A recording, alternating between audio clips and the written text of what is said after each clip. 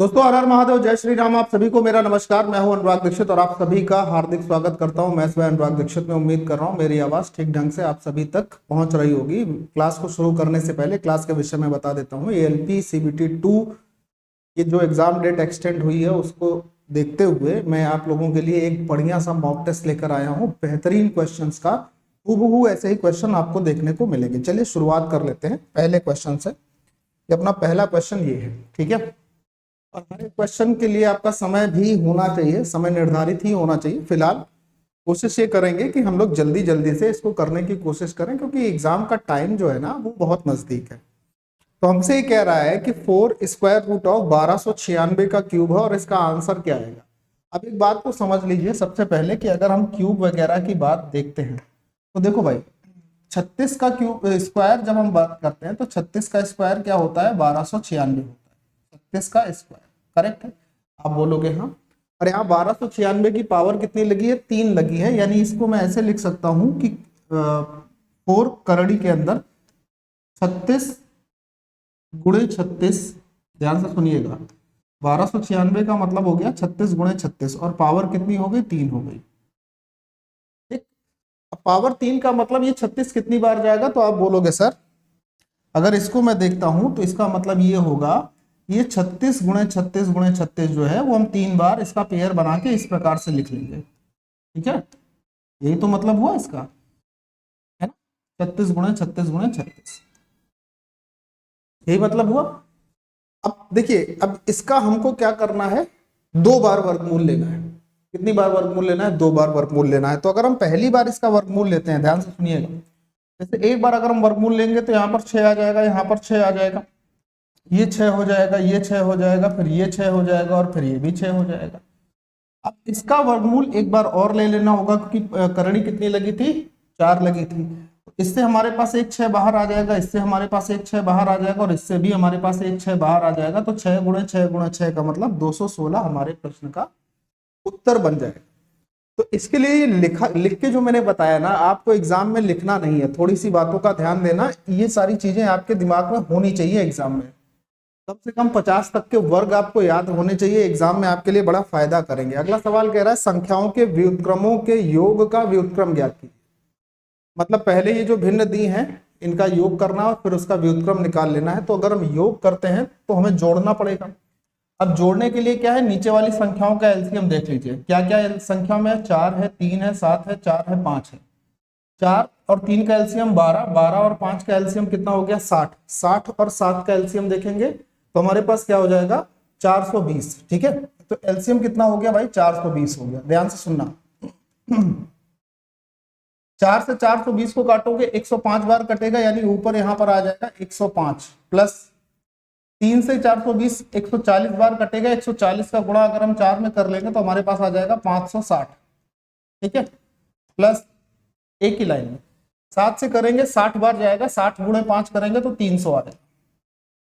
Plus 4 से इसको divide करेंगे 105, 105 का गुणा अगर हम 5 में कर लेंगे तो हमारे पास आ जाएगा कितना, 525। 105 का गुणा 5 में करने पर 525 हो जाएगा। और प्लस आखिरी वाले में 5 से डिवाइड करेंगे तो ये कितनी बार जाएगा, 5 अट्ठे 40, 5 चौको 20, 84 बार जाएगा। 84 गुणे 8 करना है, देखिए जरा, 84 गुणे 8, तो 8 अट्ठे 64, 640 और 8 चौको 32, 640 और 32 यानी कि 672 और आ जाएगा। तो 672 ऊपर हो गए।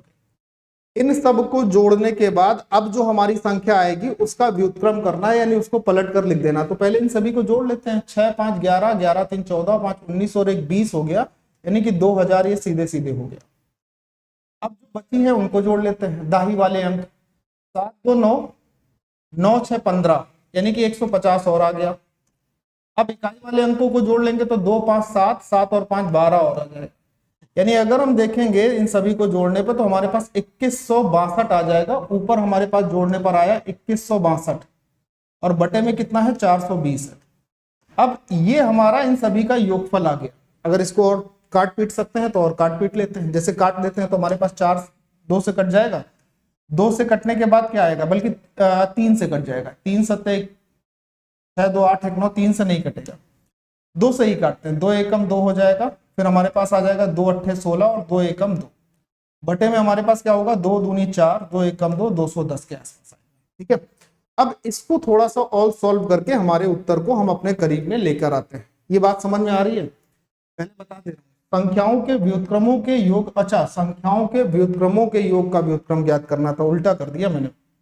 चलिए कोई बात नहीं, ये जो संख्याएं लिखी थी इनका व्युत्क्रम करना है, तो 1/4 का व्युत्क्रम क्या हो जाएगा, 4, 4/3 का व्युत्क्रम क्या हो जाएगा, 3/4, 7/5, 4/5। ये गलती एग्जाम में आपसे भी हो सकती है, और यहाँ पर हो जाएगा 5/8।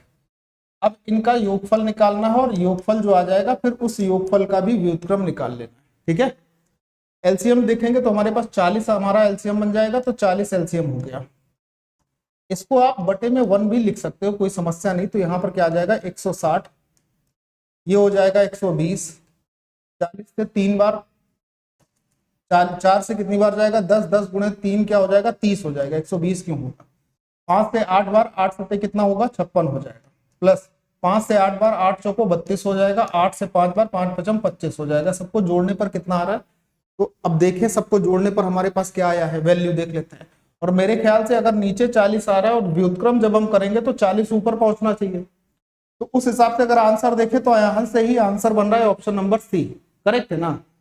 अच्छा, फिर भी अगर जोड़ना चाह रहे हो तो जोड़ लो, कोई समस्या नहीं है। 5 2 7 7 6 13 का 3 हासिल लग जाएगा आपके पास, 1 2 1 3 3 और 1 3 और 3 6 6 5 11 3 14 14 और 6 20 के 0 हासिल लग जाएगा, 2 2 और 1 3 हो जाएगा, 303/40 हो जाएगा। अब जब इसका व्युत्क्रम लिख देंगे तो हमारे पास क्या हो जाएगा, 40/303। अच्छा, या तो आप इस सवाल को पूरा इतना यहां तक लेकर आ जाइए तब कर लीजिए, या बिना पेन लगाए भी आप कर सकते थे इस सवाल को, कैसे वो भी समझ लीजिए। भाई ये जो हमारे पास संख्याएं दी थी, इन संख्याओं के व्युत्क्रमों का योग का व्युत्क्रम चाहिए।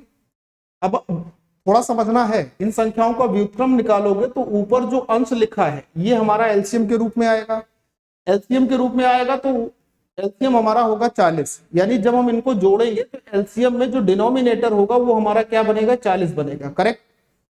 अब इसका भी अगर हम व्युत्क्रम करते हैं, मान लीजिए जोड़ने पर कुछ आता ऊपर, इसका भी अगर हम व्युत्क्रम करते तो 40 ऊपर आता, या 40 से कोई फैक्टर, 40 का कोई फैक्टर, कोई गुणनखंड ऊपर आता, तो 23 40 का फैक्टर है नहीं, 22 40 का फैक्टर है नहीं, 607 तो बहुत बड़ी संख्या हो गई।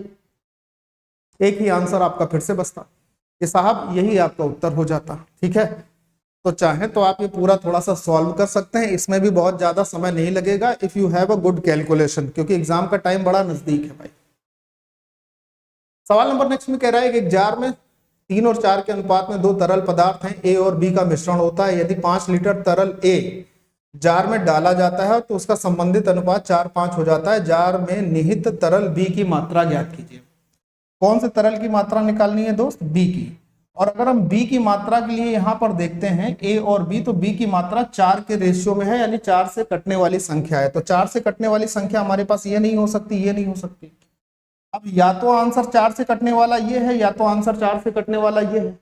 अब इसी पर अपना काम कर लेते हैं। मान लीजिए कि हम 80 लीटर ले लेते हैं, तो इसका अनुपात जो था वो 3 और 4 का था। इस 4 को मैंने क्या बोल लिया कि 80 लीटर है।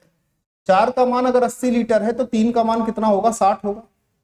ये तरल ए हो गया, ये तरल बी हो गया। अब इसमें 5 लीटर तरल ए डाल देंगे तो 60 से कितना हो जाएगा, अगर हम 5 लीटर इसमें तरल ए डाल देते हैं तो 60 से 65 लीटर हो जाएगा। आप बोलोगे हाँ। इसकी मात्रा में कोई परिवर्तन होगा, नहीं होगा। अब आप अगर 65 और 80 का रेशियो लेते हैं 5 से काटने के बाद, ये तो 13 और 16 आना चाहिए। ये तो यहाँ पे कितना है, बोले सर 4 और 5 है, इसका मतलब ये भी ऑप्शन खत्म हो गया, तो बचा एक ही ऑप्शन जो अपना आंसर हो जाएगा। अब इसको चाहो तो वेरीफाई कर सकते हो, ऐसा नहीं कि ये वेरीफाई नहीं हो जाएगा, ये भी वेरीफाई हो जाएगा, आप देख सकते हो। ठीक है, इसको आपने 100 मान लिया, 4 का मान 100 है, 1 का मान 25 होगा, और यहाँ पर मान कितना हो जाएगा, 75। 5 लीटर तरल मिला दोगे तो ये 80 हो जाएगा, और ये कितना हो जाएगा, 100 हो जाएगा। अब 20 से अगर आप काटोगे 20 से, तो ये 4 बार कट जाएगा, और ये कितनी बार कट जाएगा, 5 बार। रेशियो आपको क्या मिलेगा, 4 और 5 का। यानी आंसर क्या बना, ऑप्शन नंबर डी। तो ये जरूरी नहीं कि हर बार आप पूरा सोल्यूशन करने के बाद जो आपने सीखा है उसका ही इस्तेमाल करें और पूरा काम करें फिर आंसर निकालें। ऑप्शन भी हमें यूज करने आने चाहिए। अगला सवाल देखिए, राजपाल की इमारत के की ऊपर से 21वीं मंजिल और भूतल से, जिसे मंजिल संख्या 1 के रूप में गिना जाता है, नवीं मंजिल का निवासी है। यदि इमारत में कोई तलघर नहीं है तो इमारत में कुल कितनी मंजिलें हैं? कितना बढ़िया सवाल है। देखो ये एक इमारत का ऊपरी हिस्सा हो जाए और ये उस इमारत का निचला हिस्सा, और मान लो कि राजपाल यहाँ पे रह रहा है। ये रीजनिंग का क्वेश्चन हो जाता है वैसे, ठीक है। ये राजपाल यहाँ पे रहते हैं। जब ऊपर से काउंट करते हैं तो राजपाल के लिए जो मंजिल आती है वो 21 मंजिल आती है, यानी 21वीं मंजिल पे राजपाल रह रहे हैं ऊपर से काउंट करने पर। तो इससे पहले 20 मंजिल और होंगी। और यही राजपाल का जो घर है अगर नीचे से काउंट किया जाता है तो ये कौन सी मंजिल पर आते हैं भाई? ये 9वीं मंजिल पर आते हैं, यानी नीचे इसके 8 मंजिल और होंगे। राजपाल का घर जो है ना एक निश्चित स्थान पर है, इससे ऊपर 20 मंजिल है, इससे नीचे 8 मंजिल है। टोटल कितनी होगी? तो 20 ऊपर वाली, 8 नीचे वाली, 28 और एक जिसमें राजपाल रह रहे हैं, यानी टोटल कितनी इमारत, कितनी मंजिल होंगी उस इमारत में? तो जवाब क्या बनेगा साहब? सर 29 मंजिल होंगी। ठीक है, बहुत सुंदर। चलिए, कह रहा कि मान लीजिए 4x जो है 4 अंकों की वह न्यूनतम संख्या। इस बात का ख्याल रखना है, 4 अंकों की कैसी संख्या है? न्यूनतम संख्या है, सबसे छोटी संख्या, जिसे 18, 27, 30, 40 और 45 से डिवाइड करने पर प्रत्येक दशा में शेषफल क्या बचता है? 9 शेषफल बचता है। तो x को यानी उसी संख्या को अगर ये 37 से डिवाइड करे तो शेषफल क्या आएगा? बढ़िया क्वेश्चन। अब क्या करना होगा कि उस न्यूनतम संख्या को निकालने के लिए आपको 18, 27, 30 और 45 का एलसीएम लेना होगा, और थोड़ा तेजी के साथ। 18, 27, 30 और 45, बहुत ध्यान से सुनना मेरी बात। इसका एलसीएम अगर हम लोग देखेंगे 18, 27, 18, 30 और 45 का 90 आ गया, 90 और इसका एलसीएम कितना आ जाएगा? 360। 90 और 40 का एलसीएम हो गया 360, और 360 और 27 का एलसीएम हो जाएगा 1800, यानी इन सभी का जो एलसीएम हो जाएगा वो हो जाएगा 1800। अब जो शेष बच रहा था प्रत्येक दशा में उसको जोड़कर लिख दिया, तो हमारे पास वो संख्या आ गई कि वो संख्या होगी सर जी 1809, यानी x का मान हमारे पास वो न्यूनतम संख्या के रूप में आ गया कि ये मान 1809 होगा। एक लाइन। अब एलसीएम लेने में आपको समय नहीं देना होगा, एग्जाम बहुत करीब है भाई, ठीक है।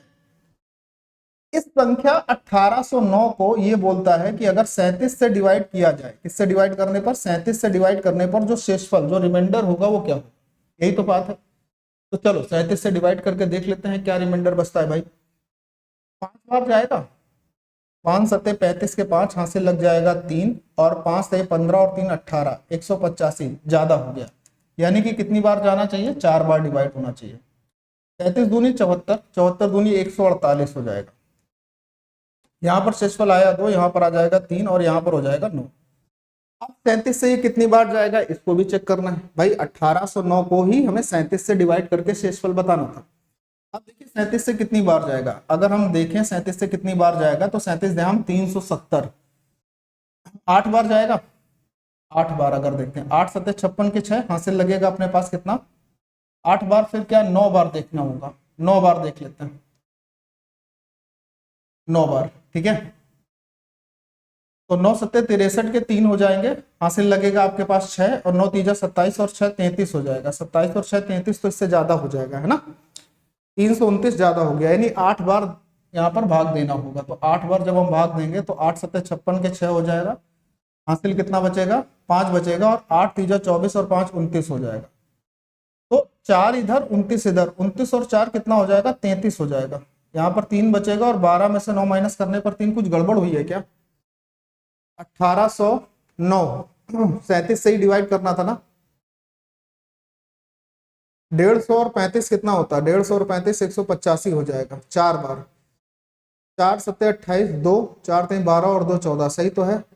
यहाँ पे 7 में 4 जाएंगे 3 बचेगा, 329। एलसीएम क्या गड़बड़ लिया गया है क्या? 27 से डिवाइड नहीं होगा क्या 1800? होगा, बिल्कुल होगा। 27 से डिवाइड होगा, कंफर्म होगा। 40 से भी डिवाइड होगा, 18 से भी होगा, 27 से भी होगा, 30 से भी होगा, 45 से भी होगा। सही तो है एलसीएम। प्रत्येक दशा में कितना शेषफल बच रहा था? 9 बच रहा था। 1809 हो गया, संख्या हमारे पास 1809 बन गई। 1809 को अगर हम 37 से डिवाइड करते हैं तो 33 होना चाहिए। फिर क्या मामला गड़बड़ हो रहा है भाई? एक बार और चेक कर लो भाई, ऐसा तो नहीं होना चाहिए जी। डा डा डा डा डा डा डा डा डा डा डा डा डा, क्या गड़बड़ है, क्या गड़बड़ है, क्या गड़बड़ है।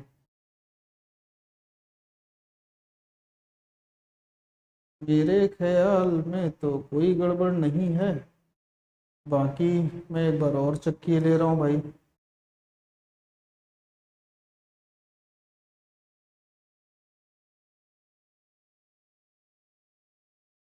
यार सब तो सही चल रहा है, फिर क्या गड़बड़ आ रही? 33 आंसर क्यों नहीं मैच हो रहा है? ऐसा तो नहीं कि ऑप्शन गड़बड़ लिखे हो?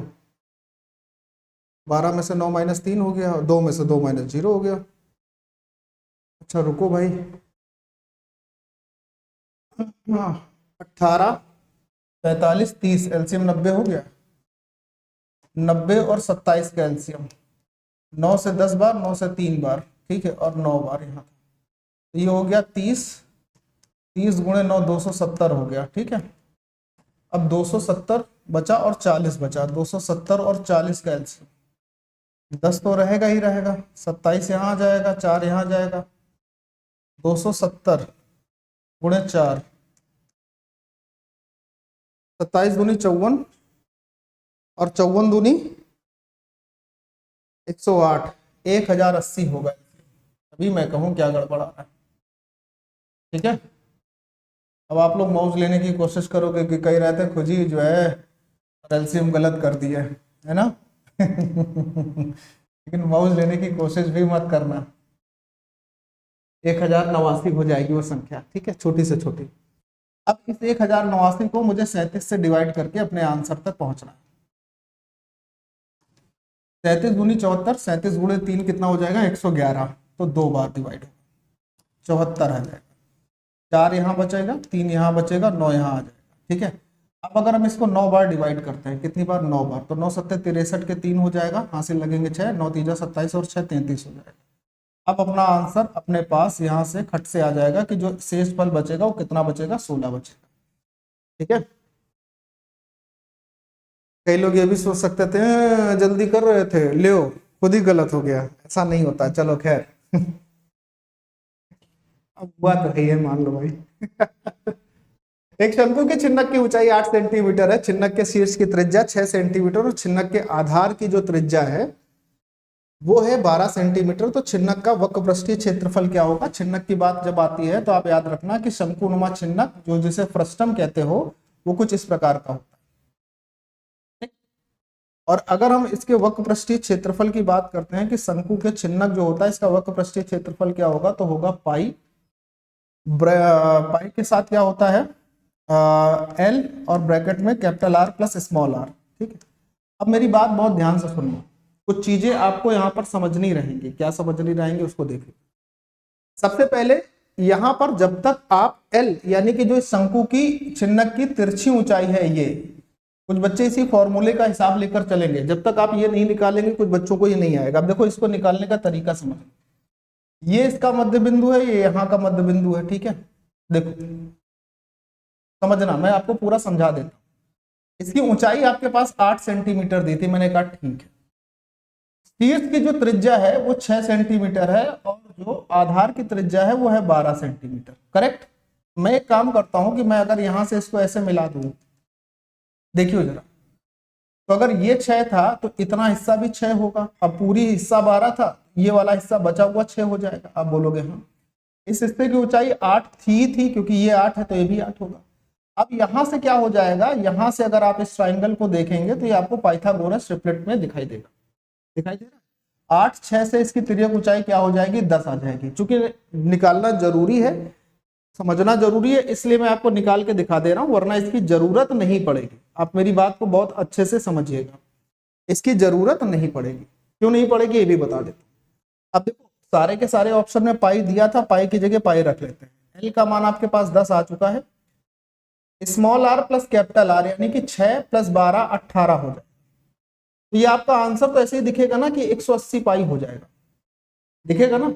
लेकिन ये कब दिख पाएगा? ये तब दिख पाएगा जब आप एल निकाल पाओगे, पहली बात। दूसरी बात ये है कि अगर इस सवाल को आपको बिना इतनी कैलकुलेशन के करना है तो एक बात का ख्याल रखना कि आपको ये फॉर्मूला तो आना ही चाहिए कि पाई इंटू में एल और capital R plus small R होगी। अब दुनिया का कोई भी व्यक्ति ये जान सकता है कि हमारे पास शीर्ष की त्रिज्या और अंतः त्रिज्या दी थी, जिसका योगफल 12 और 6 18 होता है। 18 होने का मतलब ये संख्या 9 से कटने वाली होगी। तो आप अगर ऑप्शन पर नजर डालेंगे तो ये ऑप्शन 9 से नहीं कटता था, बाकी सारे के सारे ऑप्शन 9 से कट रहे थे, पाई की जगह पाई रखा गया था। अब बोले सर अब क्या होगा? अब इसके बाद फिर आपको जरूरत पड़ेगी एल की, और वो एल कैसे निकलेगा? ऐसे निकलेगा, कितना 10, यानी जब गुणा करोगे तो इकाई में एक जीरो का आना कंफर्म होगा, तब भी ये हो जाएगा कि सर दो ऑप्शन मैच करेंगे, ये खत्म हो जाएगा। हर क्वेश्चन के हर एक पॉइंट का जो एक्सपेक्ट होता है, जो पहलू होता है, उसे समझ के चलिए। मैं डायरेक्ट अगर यही फॉर्मूला रखता और बता के आगे निकल जाता, मैं ये कर सकता था, लेकिन इसका कोई फायदा नहीं होता जब तक मैं ये आपको छोटी छोटी चीजें इसकी सिखाता नहीं हूँ। कैलकुलेशन का जो पॉइंट ऑफ व्यू है, देखने का जो तरीका है, वो नहीं सिखाता हूं, तो मुझे अपने अंदर से बदहजमी लगती है कि अरे यार सीधे बता के निकल गए, कुछ हुआ ही नहीं इसमें। ये चीज है, ठीक है, याद रखना। फिलहाल अगला सवाल। 3 cos स्क्वायर थीटा प्लस 1 बराबर 4 साइन थीटा दिया, और थीटा का मान 0 डिग्री से बड़ा है, 90 से छोटा है, तो सेक स्क्वायर थीटा का मान क्या होगा? आप इसे ट्रिपलेट से भी कर सकते हैं, या ये कर सकते हैं कि cos स्क्वायर थीटा को साइन स्क्वायर थीटा में बदल दें। जैसे कि ये जो 3 cos स्क्वायर थीटा था, इसको आप साइन स्क्वायर थीटा में बदल कर लिखेंगे तो ये 1 माइनस साइन स्क्वायर थीटा होगा। प्लस 1 दिया था और आपके पास आगे दिया था 4 साइन थीटा। इसका फायदा ये होगा कि यहाँ से एक द्विघात आपको देखने को मिलेगा, तो 3 एकम 3 और एक क्या हो जाएगा? 4 हो जाएगा, माइनस क्या होगा? 3 साइन स्क्वायर थीटा, ठीक। और इधर बराबर में 4 साइन थीटा दिया था, इसको एज इट इज रखते हैं 4 साइन थीटा को। बहुत ध्यान से सुनना, बोलेगे सर अगर हम इसको इस तरफ लाके रखेंगे, इसको प्लस और इसको माइनस कर लेते हैं। अब आप देखो तो ये आपके पास एक द्विघात बनता दिखाई दे रहा है साइन स्क्वायर थीटा में, ठीक है। तो हमारे पास साइन स्क्वायर थीटा में द्विघात क्या बन गया? साइन स्क्वायर थीटा को मैं x मान लेता हूं, तो ये 3x स्क्वायर हो जाएगा, प्लस 4x हो जाएगा, माइनस 4 होगा, बराबर में 0 आ जाएगा। x को मैंने क्या देख लिया? Sine square theta, correct. अब मेरी बात बहुत ध्यान से सुन लो भाई, कोई भी द्विघात समीकरण अगर होता है आपके पास, तो उसके रूट निकालने के तरीके आपको आने चाहिए, x के मान निकालने के तरीके आपको आने चाहिए। 4 चौक 12 होगा, यानी दो संख्याएं ऐसी चुननी है जिसका गुणनफल 12 हो और जिसको घटाने पर आपके पास क्या आ जाए? जिसको घटाने पर आपके पास 4 आना चाहिए। तो एक संख्या हो गई 6 और एक संख्या हो गई 2। बात ध्यान से सुनना अभी, एक्स स्क्वायर के गुणांक से हमने भाग दे दिया, तो यहां पर 3 हो गया, यहां पर भी 3 हो गया। अब चिन्ह की बात करते हैं। अगर x का गुणांक प्लस है तो दोनों को चेंज करेंगे, ये भी माइनस हो जाएगा और ये हमारा माइनस था तो ये प्लस हो जाएगा। ये दो रूट आपको यहां से मिलने को मिल पाएंगे। एक रूट क्या हो जाएगा? माइनस का 2 हो जाएगा, और एक रूट क्या हो जाएगा? प्लस का 2/3 हो जाएगा। यानी x के दो मान मिले, एक माइनस में -2 मिला और एक प्लस में क्या मिला? 2/3 मिला। और ये जो x था वो क्या था? साइन थीटा था। यानी साइन थीटा आप यहाँ पर क्या देख पाओगे? साइन थीटा आप देख पाओगे भाई कि 2/3 आ रहा है। यहां तक बात समझ में आई होगी? कुछ गलती हो तो बताना मुझे। साइन थीटा का मान हो गया 2/3। अब साइन थीटा का मान 2/3 है, तो सेक स्क्वायर थीटा का मान निकालना है। साइन का मतलब क्या होता है? लंब बटे कर्ण। ये लंब है, ये कर्ण है। कर्ण का स्क्वायर करेंगे 9 हो जाएगा, लंब का स्क्वायर करेंगे 4 हो जाएगा। यानी कि आधार देखेंगे तो आपके पास क्या आ जाएगा? रूट में 5 आ जाएगा। करेक्ट है? आधार क्या आ गया? √5। यहां तक बात समझ में आ गई ना? कोई दिक्कत नहीं है ना? पक्की बात? यस। अच्छा, अब आगे आओ। सेक क्या होता है? अगर हम सेक की बात करें, जैसे कॉस होता है आधार बटे कर्ण, तो सेक क्या होता है? कर्ण बटे आधार। कर्ण हमारे पास कितना था? 3 था। आधार कितना आया है? √5। स्क्वायर जब करेंगे इसका तो आपके पास क्या हो जाएगा? स्क्वायर करने पर ऊपर 9 हो जाएगा और नीचे क्या हो जाएगा? 5 हो जाएगा। ऑप्शन ए आपका जवाब बन जाएगा। ठीक है, बहुत ज्यादा समय मत दीजिएगा ऐसे सवालों को। 400 रुपए का एक मूलधन चक्रवृद्धि ब्याज पर 2 वर्षों में 484 रुपए हो जाता है। ब्याज वार्षिक रूप से संयोजित होता है, तो प्रति वर्ष ब्याज की दर कितनी थी? अब समझो, 400 से 484 होने का मतलब कितने रुपए ब्याज मिला है टोटल? आप बोलोगे सर चक्रवृद्धि ब्याज मिला 84 रुपए, और यहाँ पे पूछा है 2 वर्षों में ब्याज मिला 84 रुपए का, ब्याज की दर पूछा है। अच्छा, अब सुनना मेरी बात बहुत ध्यान से। सपोज करिए कि अगर मैं 10% ब्याज की दर देखता हूं, तो 400 का 10% कितना होगा? 40 रुपए। यानी पहले साल 40 रुपए ब्याज मिला, दूसरे साल ये 40 तो मिला होगा, और 40 का भी 10% मिलेगा तो 4 और मिलेगा। अब अगर मैं देखूं तो इन दोनों वर्षों का जो ब्याज होगा क्या वो इसके बराबर होगा? आप बोलोगे हाँ बराबर होगा, लेकिन ये कब हुआ? जब ब्याज की दर कितनी हमने देखी ऑप्शन के सहायता से 10%। बोले सर ऑप्शन नहीं है तो क्या करेंगे? ऑप्शन नहीं है तो इसका मतलब ऐसा थोड़ी कि आंसर नहीं आएगा भाई। 400 की जो चीज है वो 484 हो जाती है 2 वर्षों में, तो इसका मतलब आप इसका भी स्क्वायर रूट ले लीजिए, इसका भी स्क्वायर रूट ले लीजिए। इसका स्क्वायर रूट हो जाएगा 20, इसका हो जाएगा 21, सॉरी 22, इसका हो जाएगा 22। तो कितना इंटरेस्ट मिलता दिखाई दिया? 2 मिला, किस पर मिला? 20 पर। और 2/20 का मतलब अगर इसकी परसेंट वैल्यू निकालोगे तो कितने परसेंट आ जाएगा? तो जवाब तो यही होगा ना सर कि 10% आ जाएगी, है ना। तो समझिए ऑप्शन का महत्व तो समझिए। चलिए ये सवाल है, इसमें कहता है पी का मान बताइए, तो पहले ब्रैकेट को निपटा लिया जाए, फिर उसके बाद पी का मान आ ही जाएगा। ये हमारे पास क्या लिखा है? ये हमारे पास लिखा है 5/4, माइनस में क्या लिखा है? 5/8। 10 में से 5 जाएगा, 5 बचेगा, नीचे का एलसीएम 8 है। 10 में से 5 जाएगा, 5 बचेगा, नीचे का एलसीएम 8 है, यानी इस ब्रैकेट को अगर हम सॉल्व करेंगे तो हमारे पास 5/8 आ जाएगा। बाहर क्या लिखा था? 3 माइनस में, ये मिडिल ब्रैकेट है। 3 में से 5/8 घटाना है, 8 3 24, 24 में से 5 जाएगा, 19/8 हो गया। उसके बाहर भी माइनस लगा था और लिखा था 8 दूनी 16, 16 और 7 कितना होता है? 23 होता है। 23/8 में से 19/8 घटाएंगे तो अपने पास 4/8 मिलेगा। 4/8 को मेरे प्यारे दोस्तों 1/2 लिखा जाता है। यानी ये पूरा ब्रैकेट हमने जब सॉल्व कर लिया तो हमारे पास फाइनली क्या मिल गया? 1/2। अब कहानी खत्म हो गई। 1/2 प्लस में आपके पास p/8 लिखा है और बराबर में भाई साहब आपके पास क्या लिखा है? 0 लिखा है। क्या p का मान यहां से लाना मुश्किल होगा? क्यों मुश्किल होगा भाई? p/8 बराबर में माइनस का 1/2।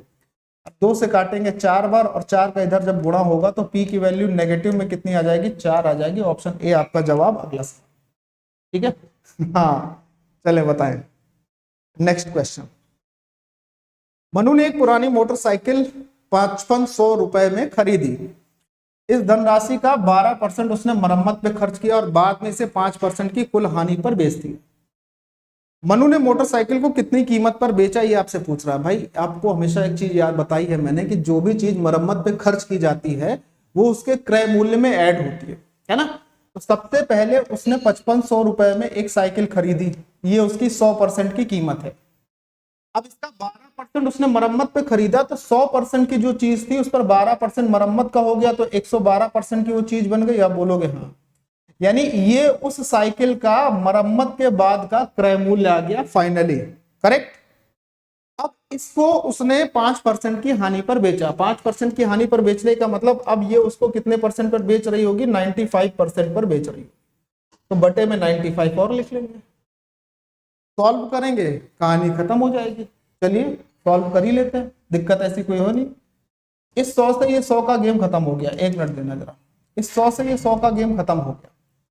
5 से इसको काट लेंगे तो 11 बार हो जाएगा, 5 से इसको काट लेंगे तो 20 बार हो जाएगा, फिर 5 से इसको काटेंगे तो 19 बार हो जाएगा और 5 से इसको काटेंगे 4 बार हो जाएगा। 4 से इसका गेम खत्म करेंगे, 4 दूनी 8, 4 8 32 हो जाएगा। अब हमारे पास ऊपर सिर्फ क्या आ रहा है? 11 गुणे 28 गुणे 29। इकाई का अंक देखिए 9 8 72। सारे के सारे ऑप्शन ऐसे हैं जिसमें इकाई का अंक 2 है। अब क्या हुआ? बोले सर हमारे पास 11 गुणे 28, बहुत ध्यान से सुनना, 11 गुणे 28 गुणे 19 बचा था। इकाई अंक से तो आंसर नहीं आ रहा है। बोले फिर अब सर 11 का मल्टीपल चेक कर सकते हो? बोले हाँ सर। मैंने कहा करो। 8 2 10, 8 5 13, ये 11 का मल्टीपल नहीं है। 8 2 10, 5 3 8, ये 11 का मल्टीपल नहीं है। 8 2 10, 7 5 12, ये 11 का मल्टीपल नहीं है। 8 2 10, 5 5 10, यही 11 का मल्टीपल है। लीजिए उत्तर, ठीक है। और अगर 11 का मल्टीपल भी तुम नहीं चेक कर पा रहे थे तो फिर आपको मेहनत की बहुत जरूरत है, क्योंकि डिविजिबिलिटी 11 की बहुत इंपॉर्टेंट होती है। मैंने आपको पहले भी बता रखा था। अगला सवाल ये है, चलिए कहता है एक बेलन का आयतन ज्ञात करना है जिसके आधार की त्रिज्या दी है और जिसकी ऊंचाई जो है त्रिज्या का 4/5 गुनी। बेलन का आयतन क्या होता है? पाई आर स्क्वायर एच। पाई का मान हमें नहीं रखना है क्योंकि सारे के सारे ऑप्शन में आंसर पाई के साथ दिया है। आर स्क्वायर एच, त्रिज्या कितनी दी है? 12.5, जिसे आप 25/2 लिख सकते हो, इसका स्क्वायर। एच क्या है? ऊंचाई क्या है? त्रिज्या की 4/5 गुनी। तो त्रिज्या हमारे पास है 25/2, इसका 4/5 गुनी इसकी ऊंचाई है। कहानी खत्म हो जाएगी ना यहीं पर। यही तो सॉल्व करना रह गया ना, और क्या है सॉल्व करने के लिए, कुछ है ही नहीं, यही तो है ना सॉल्व करने के लिए। हाँ सर यही सॉल्व करने के लिए। अब जरा सुनिए मेरी बात बहुत गौर से, बड़े अच्छे ढंग से। सॉल्व करने का जरा नजरिया देखो। एक, ये 2 दूनी 4 होगा, इसके स्क्वायर से 4 से 4 का काम खत्म हो गया, करेक्ट। अब यहाँ 25 का स्क्वायर बचा है, 25 का स्क्वायर 625 गुणे 25 हो गया। बहुत गौर से सुनना जरा, 625 गुणे 25 हो गया। और भाई साहब नीचे कितना दे रहा है, नीचे दे रहा है 5 दूनी 10 और पाई अपने साथ में। जो भी आंसर आएगा जब 10 से उसको भाग दोगे तो एक अंक पर दशमलव तो आना पक्का है, तो ये गया काम से। दूसरी बात, पाई एज इट इज बना रहेगा। 625 का गुणा जब 25 में करोगे तो इकाई अंक जो मिलेगा वो 5 मिलेगा, और एक अंक पर दशमलव लगाओगे तो 0.5 आंसर में होना चाहिए, तो ये भी गया काम से। अब बचा ये दोनों, किस पे आंसर लगाना है किस पे नहीं लगाना है, ये यहां पर तय करें, तय करें या कुछ और बाकी है। पाई आर स्क्वायर इंटू एच, जिसकी ऊंचाई आधार की त्रिज्या की 4/5 गुनी है, ठीक है। अब आओ जरा, ये हिस्सा जैसे ही सॉल्व होगा तो इसमें से आपका आंसर आपको दिखाई देगा। अब आइए जरा, 25 का क्यूब अगर हम देखते हैं तो 15,625 होता है। ये तो याद होगा ना कि भाई 25 का क्यूब मतलब क्या होगा, 25 का क्यूब होता है 15,625, और 15,625 को 10 से भाग देने पर एक अंक पर दशमलव आएगा तो कितना हो जाएगा, 15,162.5 आपका उत्तर बनेगा। ये भी गया काम से, है ना भाई। 625 गुणे 25 कह लो या 25 का क्यूब कह लो, एक ही बात होगी ना। तो जितनी कम कैलकुलेशन कर सकते हो आप खुद से भी ये कैलकुलेशन करने की कोशिश किया करो कि देखो आपको क्या टाइम लगता है और आप उस तरीके से काम कर पा रहे हैं जैसे मैं सिखाता हूं। क्योंकि अगर आप नहीं करेंगे तो मेरे सिखाने का कोई फायदा नहीं होगा मेरे प्यारे दोस्त, ठीक है। और फिर आपको मजा नहीं आएगा, सिखाने का फायदा नहीं हो पाएगा।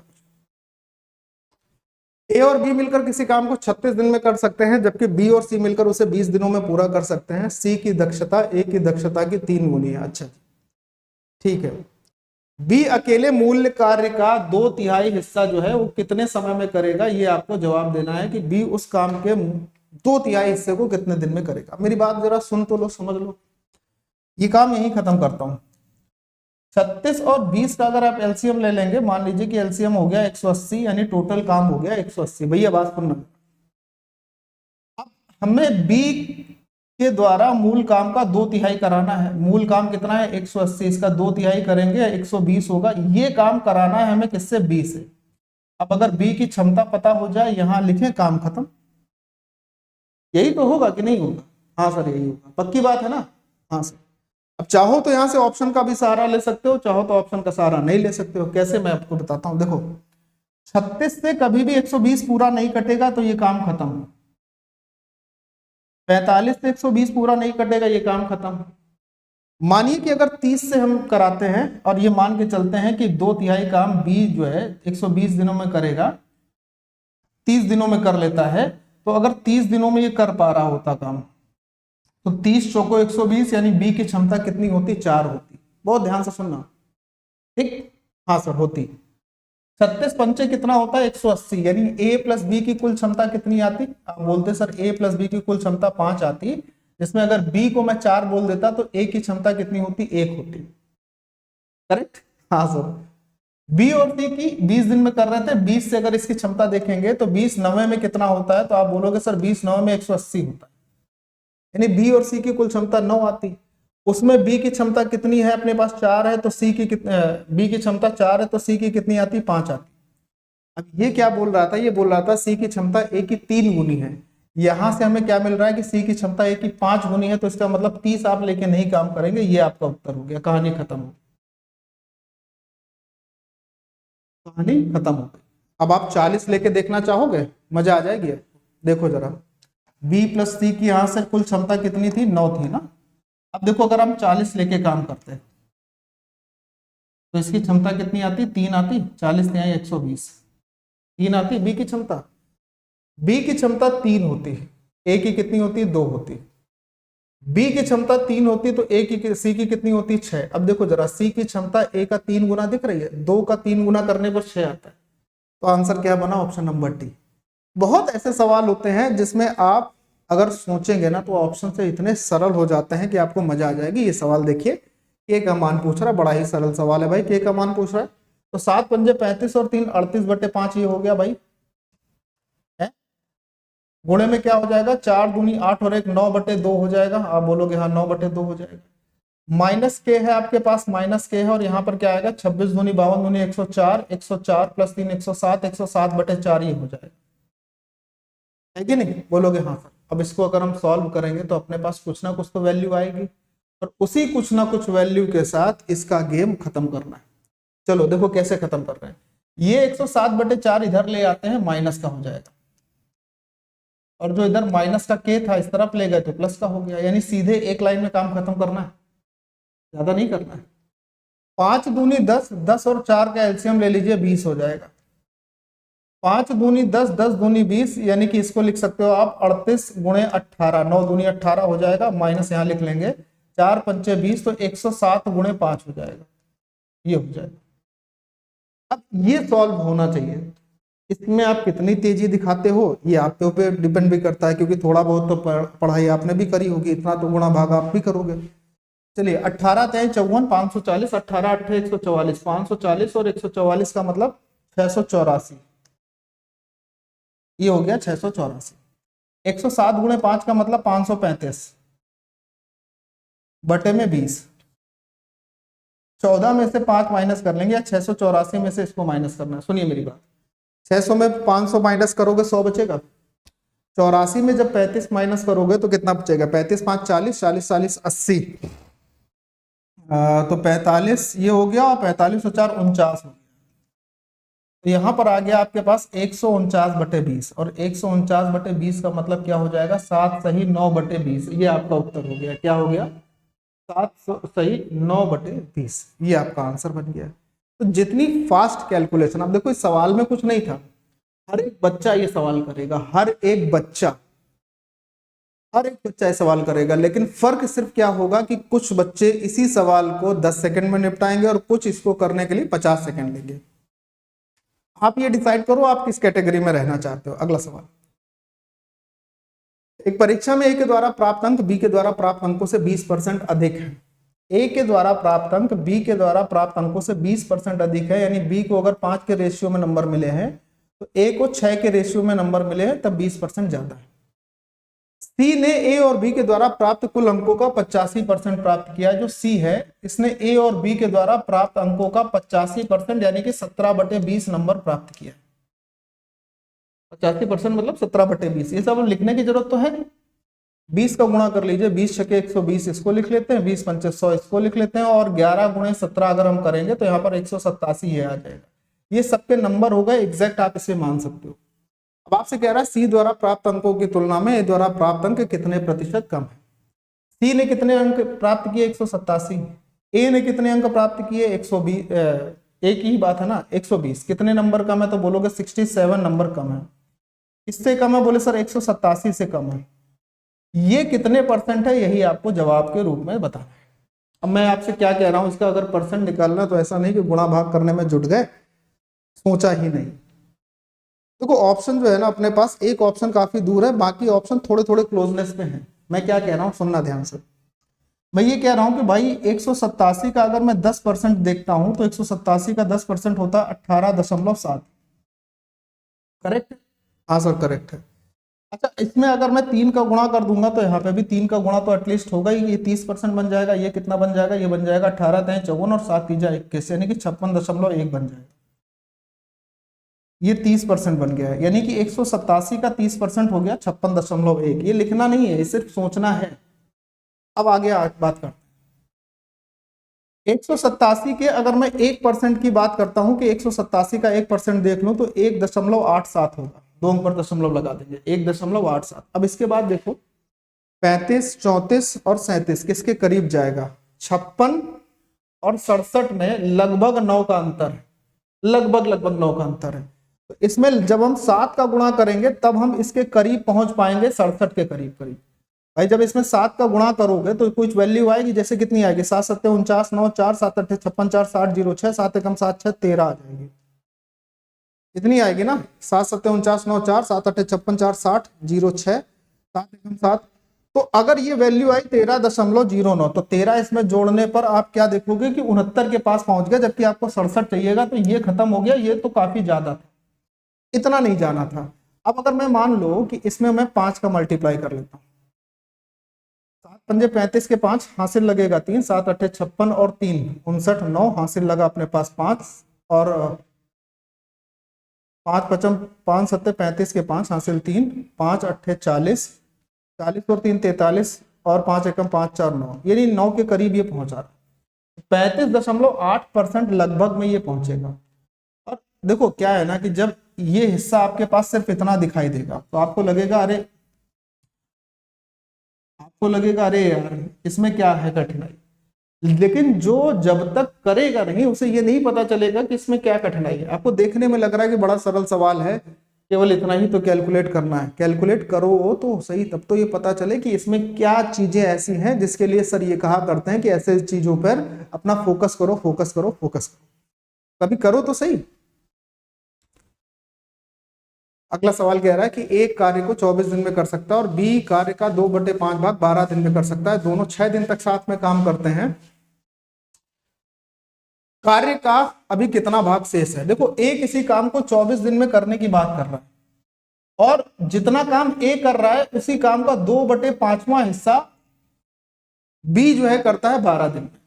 तो हम कोई एक ऐसा काम मान लेते हैं जो 24 से भी कट जाए और 2/5 में 5 से भी कट जाए। तो मैंने कहा भाई मैं टोटल काम ही मान लेता हूं 120।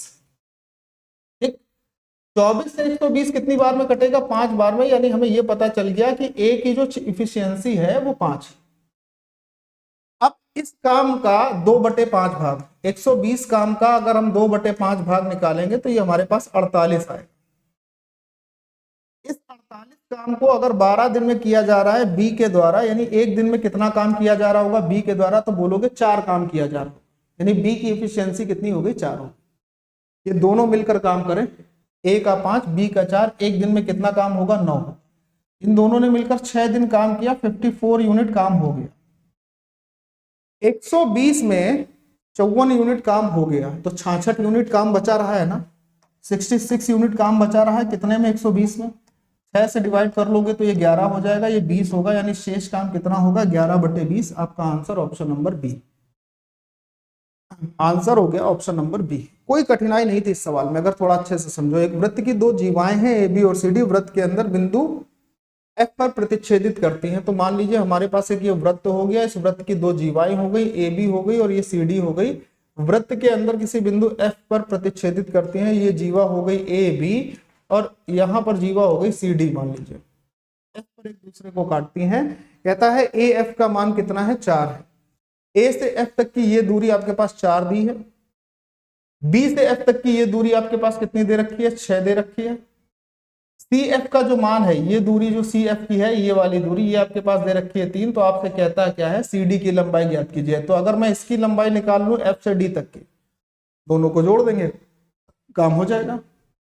तो होता क्या है कि इसकी प्रमेय क्या बनती है, जब जीवाएं वृत्त के अंदर एक दूसरे को काट रही, तो A F into F B ये बराबर किसके होगा, C F into F D के।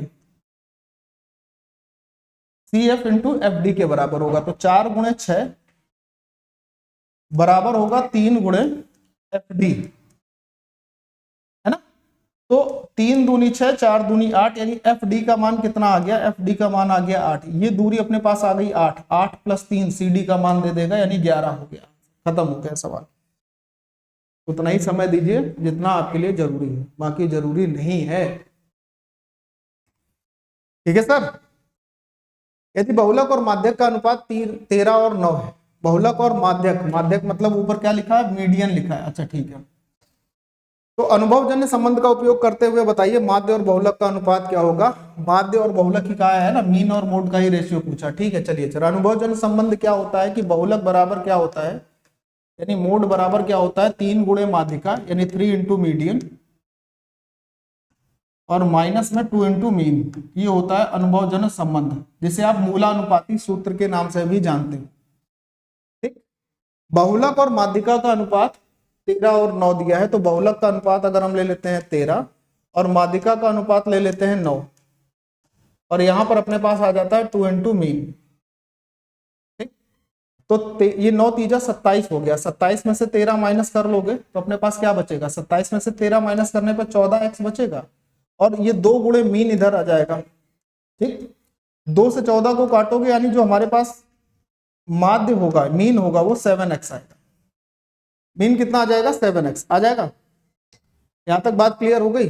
3 गुणे माध्यिका माइनस 2 गुणे माध्य, मैंने बहुलक का मान 13 के रेशियो में रख दिया, माध्यिका का मान 9 के रेशियो में रख दिया। इस 13 को इधर ले आए, इसको इधर ले आए, 9 तीजा 27 में से 13 माइनस कर लिया, 14 बचा। 2 गुणे माध्य का मान 14x है, तो माध्य जो होगा वो 7x के रेशियो में होगा। यहां तक क्लियर हो गया, ठीक है। अब आइए, अब हमसे क्या कह रहा था, कह रहा था माध्य और बहुलक का रेशियो क्या होगा। माध्य अपने पास क्या आया है, 7x, बहुलक अपने पास क्या था, 13x। इन्हीं दोनों का रेशियो पूछा था, x से x खत्म करेंगे, 7 और 13 आपका जवाब। ये रहा अगला सवाल, देखिए ये रहा अगला सवाल। कहता है कि ट्रेन विपरीत दिशा में जा रहे एक व्यक्ति को 12 सेकंड में पार करती है। उस व्यक्ति की चाल 10 किलोमीटर प्रति घंटा है। यदि ट्रेन की चाल 62 किलोमीटर प्रति घंटा हो तब ट्रेन की लंबाई कितनी है। देखिए, जब भी कोई ट्रेन किसी व्यक्ति को पार करती है तो आपने हमेशा ये सीखा है वो ट्रेन अपनी लंबाई के बराबर ही दूरी तय करती है।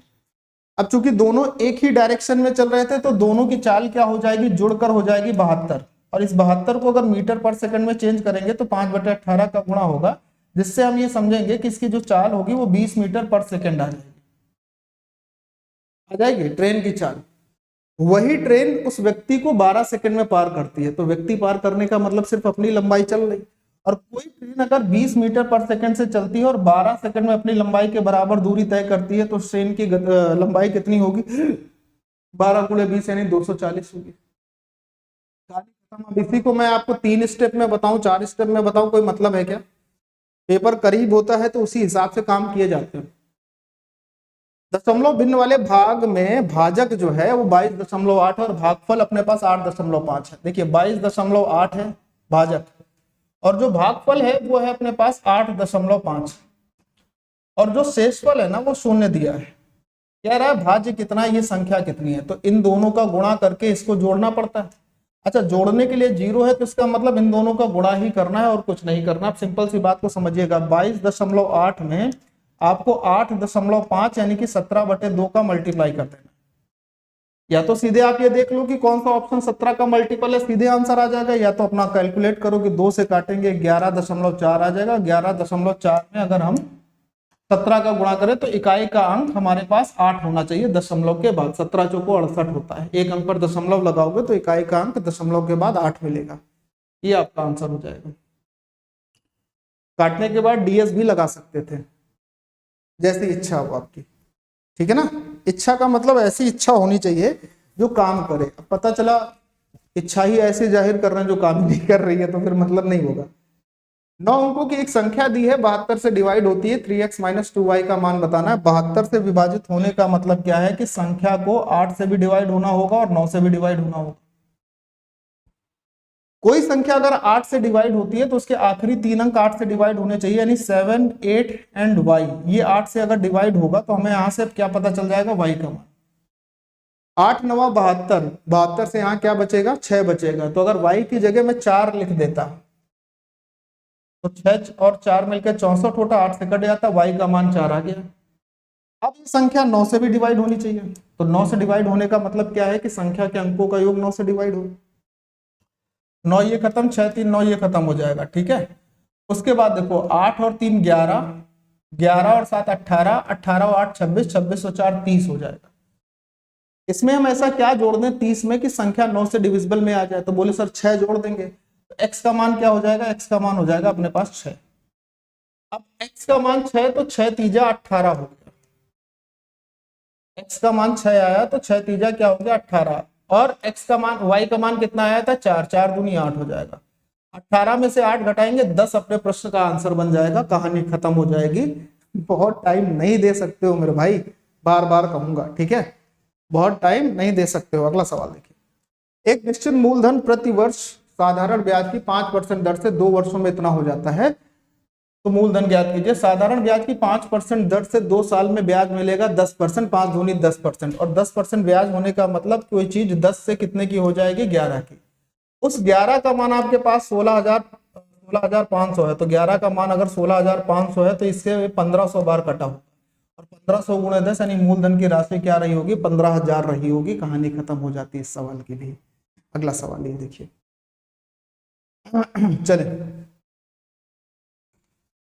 एक परिवार की मासिक आय 45,000 रुपए है। मासिक आय में से 20% भोजन पर व्यय किया जाता है, 20% घर के किराए पर व्यय किया जाता है, 5% खरीदारी पर व्यय किया जाता है, 10% व्यक्तिगत खर्च पर व्यय किया जाता है और शेष की बचत होती है। अच्छा, यदि उन्होंने अपनी मासिक बचत का 12% गरीबों को दान करने का निर्णय ले लिया हो, जो भी बचत हुई है मासिक बचत उसका 12% गरीबों में दान करना है, तो गरीबों को कितनी धनराशि दान की गई, सुनिएगा। सेविंग का 12% दान करने की बात हुई है, सेविंग का 12% दान करने की बात हुई है, तो अगर सेविंग पता चल जाए तो काम हो जाएगा। अब इनकम क्या है, मासिक आय 45,000 हो, 45 लाख हो, कुछ फर्क नहीं पड़ेगा। देखो खर्च कितना हुआ है, 20% भोजन पर, 20% घर के किराए पर, 40% हो गया, 5% खरीदारी पर, 45% हो गया, 10% व्यक्तिगत खर्चे, 55% हो गया। तो जो भी उसने कमाया होगा, जो भी उसकी अर्निंग होगी, जैसे 45,000 की बात कर रहा था, जो भी अर्निंग होगी उसका 55% खर्च हो गया, तो 45% तो उसकी सेविंग होगी ना, ये सेविंग आ गई। और इस सेविंग का 12% वो खर्च कर देता है किस पर, दान पर। एक चीज देखने को आपको मिल जाएगी कि यहाँ 45 में 9 आ रहा है, 45 में 9 आने का मतलब जो भी आंसर होगा 9 का मल्टीपल होना चाहिए। अब 9 का मल्टीपल चेक कर लो, 7 दोनों ये नहीं हो जाएगा, 3 3 6 2 8 ये नहीं होगा, 5 3 8 ये नहीं होगा, 4 3 7 दोनों, ये आपका आंसर हो गया, कहानी खत्म हो गई, है ना। ऐसे सवाल करने होंगे एग्जाम में, ये अप्रोच आपको सीखनी होगी। ठीक, आइए, कहता है 3 किलोमीटर लंबे पुल को 1 मिनट में और 750 मीटर लंबी सुरंग को 50 सेकंड में पार करती है, तो मानते हुए कि ट्रेन एक समान गति से चल रही है, उसकी गति कितनी है। ऐसे सवालों में मैंने आपको हमेशा बताया है, जिसमें एक ट्रेन किन्हीं 2 ऑब्जेक्ट को एक साथ पार कर रही हो, तो 2 ऑब्जेक्ट जो दिए हैं उनकी लंबाई का भी अंतर ले लेते हैं और जो समय है उनका भी अंतर लेते हैं। 1 किलोमीटर का मतलब होता है 1000 मीटर और 750 मीटर का मतलब होता है 750 मीटर। इन दोनों के बीच का अंतर क्या आ जाएगा, 250 मीटर। 1 मिनट का मतलब 60 सेकंड और 50 सेकंड का मतलब 50 सेकंड, इनके बीच का अंतर आ जाएगा 10 सेकंड का। यानी जो ट्रेन है वो 250 मीटर 10 सेकंड में चलती है, तो ट्रेन की जो गति होगी वो 25 मीटर पर सेकंड होगी। और 25 मीटर पर सेकंड को अगर आप किलोमीटर प्रति घंटे में बदलने की कोशिश करते हैं तो ये 90 किलोमीटर प्रति घंटे की गति से चलेगी। और यही आपसे सवाल में पूछा गया था कि उस ट्रेन की गति क्या होगी, तो जवाब होगा सर 90 किलोमीटर प्रति घंटे, कहानी खत्म। अब इसमें बहुत ज्यादा एक्सेसिव दिमाग लगाकर इसको सॉल्व करने की जरूरत नहीं है, ठीक है। ये सवाल नंबर 25, ये आज का आपका होमवर्क क्वेश्चन है। मैं उम्मीद करूंगा कि सभी लोगों के द्वारा इस प्रश्न का उत्तर मुझे दिया जाएगा।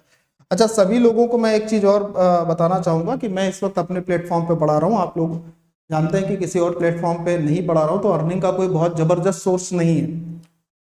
मैं बस इस बैच को आपको इसलिए बता रहा हूं कि ये सिर्फ 99 का बैच है, कंप्लीट अर्थमेटिक और एडवांस मैथमेटिक्स का। कंप्लीट इसमें आपको मिलेगा सिर्फ 99 में, और सिर्फ 99 आपको इसके लिए भी नहीं देने, इसी 99 में आपको कंप्लीट टेस्ट सीरीज भी मिल जाएगी, जिसमें मल्टीपल एग्जाम के मल्टीपल टेस्ट होंगे, जिससे आप लगा सकते हो। और ये पूरा का पूरा लाइफ टाइम वैलिडिटी के साथ आपको मिल जाएगा, 15 अप्रैल तक ये ऑफर वैलिड है। ठीक, दूसरी बात, आप हमारे साथ पढ़िए। कभी भी आपको ये लगता है कोई रिलेवेंसी है या कोई चीज समझ में नहीं आ रही, तो उसके लिए डाउट कम्युनिटी का ग्रुप बना हुआ है, उसमें भी अगर आपकी प्रॉब्लम सॉल्व नहीं होती तो आप हमें मेरे सपोर्ट के नंबर, जो कि मैं यहाँ लिख दे रहा हूँ, 8574389172, इस पे आप मैसेज कर सकते हैं। मैसेज करते ही आपको अगर ये कभी लगता है कि आपको आपका पैसा रिफंड चाहिए तो वो भी हो जाएगा, कोई दिक्कत की बात नहीं। और इसके बाद मैं एक चीज और बोल देता हूँ यहाँ पर, शायद पहली बार बोल दे रहा हूँ, आप अगर पूरा कोर्स पढ़ लेते हैं और उसके बाद आपका अगर मैथ में स्कोर नहीं अच्छा आता है या मैथ में आप फेल होते हैं जितने भी नंबर, यानी 1/3 नंबर भी आप नहीं आपके आ पाते हैं अगर कोर्स पूरा पढ़ने के बाद, तो भी मैं आपका पैसा आपको रिफंड कर दूंगा, ठीक है। नेक्स्ट सेट में आपसे मुलाकात होगी, तब तक अपना ध्यान रखिएगा। बाय बाय, जय हिंद, टेक केयर दोस्त।